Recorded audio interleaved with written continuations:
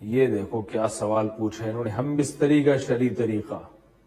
محمد رفیع صاحب پوچھ رہے ہیں، میں بتا نہیں رہا کہاں سے ہیں تاکہ ایسا نہ ہو ان کے گھر والے جان لیں۔ میری عنقریب شادی ہونے والی ہے، مجھے زوجہ سے قربت کا سنت طریقہ بتا دیں۔ یہ سوال حیا کے خلاف ہے اور میں حیا کے خلاف سوالات نہ پڑھتا ہوں نہ اس کے جواب دیتا ہوں، لیکن چونکہ یہ سوال بہت زیادہ لوگ پوچھتے ہیں تو میں نے ہمت کر کے آج یہ پڑھ لیا ہے، اور اس میں لوگ غلط گائیڈ بھی کر رہے ہیں، تو اس لیے میں اس کا جواب دے رہا ہوں کہ اسلام میں کوئی خاص طریقہ نہیں ہے اس کا۔ اس پہ فالتو کتابیں لوگوں نے لکھی بھی ہیں، پتہ نہیں کیا کیا، وہ ایسے ہی لوگوں کی آ رہا ہے۔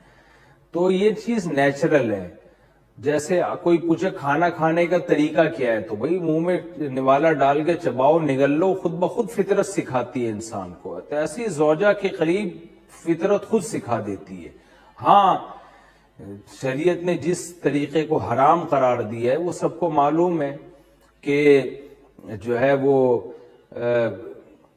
اللہ تعالیٰ نے جو میں نے جو بدکار لوگ جس طرح سے کرتے ہیں، جو لڑکوں سے بدفعلی کرنے والے لوگ ہیں، وہ طریقہ حرام ہے۔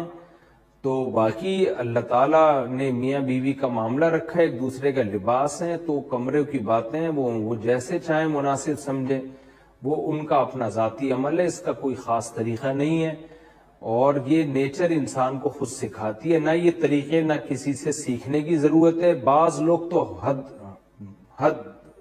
حد درجے کی بے شرمی کرتے ہیں، وہ شادی سے پہلے جو ہے وہ فحش فلمیں دیکھتے ہیں تاکہ ہمیں طریقہ آ جائے۔ یہ انتہائی درجے کی بےہودگی ہے، انتہائی درجے کی ایک لعنتی عمل ہے یہ۔ تو یہ کوئی خاص طریقہ نہیں ہے، میاں بیوی ایک دوسرے کا لباس ہیں، وہ جس طرح سے ایک دوسرے کو سیٹسفائی کر سکتے ہیں وہ کر لیں، تاکہ ان کی توجہ کسی اور طرف نہ جائے، وہ حلال کی تسکین ان کی بند کمرے کے اندر ہو جائے۔ اور یہ باتیں لوگوں سے شیئر بھی نہیں کرنی چاہیے۔ آج یہ بھی ایک حرام کاری ہو رہی ہے، میں بہت سخت الفاظ استعمال کر رہا ہوں اس لیے کہ یہ، اور میرے پاس کوئی ہلکا لفظ نہیں ہے۔ وہ کیا ہوتا ہے کہ مرد اپنی زوجہ سے ہم بستری کر کے اس کے راز دوستوں کے سامنے فاش کر رہا ہوتا ہے، میں نے ایسے کیا، میں نے ایسے کیا۔ لڑکیاں بتا رہی ہوتی ہیں اپنی فرینڈز کو کہ میرے شوہر نے میرے ساتھ ایسے کیا۔ یہ بہت لعنتی عمل ہے۔ آپ صلی اللہ علیہ وسلم نے فرمایا جو عورت اپنے شوہر کے راز یا شوہر بیوی کے راز فاش کرتا ہے اس پر لعنت ہے، حدیث کا مفہوم ہے یہ۔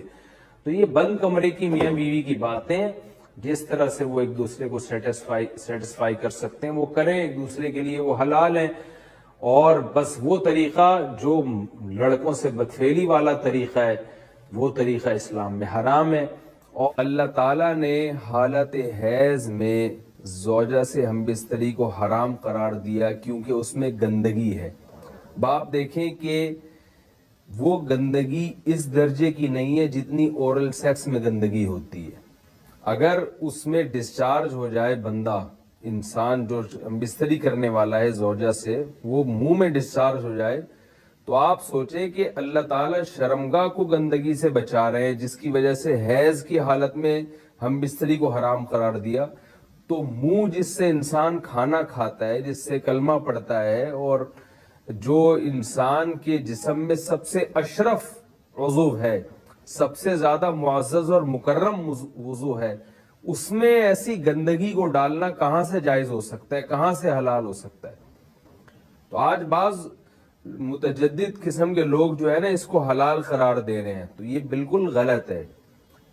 تو یہ بات خوب ذہن میں رکھیں کہ اورل سیکس کے ذریعے اپنی خواہش کو پورا کرنا اس طور پر کہ ڈسچارج ہو جائے انسان عورت کے منہ میں، بیوی کے منہ میں، یہ بالکل حرام ہے، بالکل ناجائز ہے، کیونکہ منی ایک غلیظ اور ناپاک اور گندگی ہے اور ناپاک اور نجس چیز ہے۔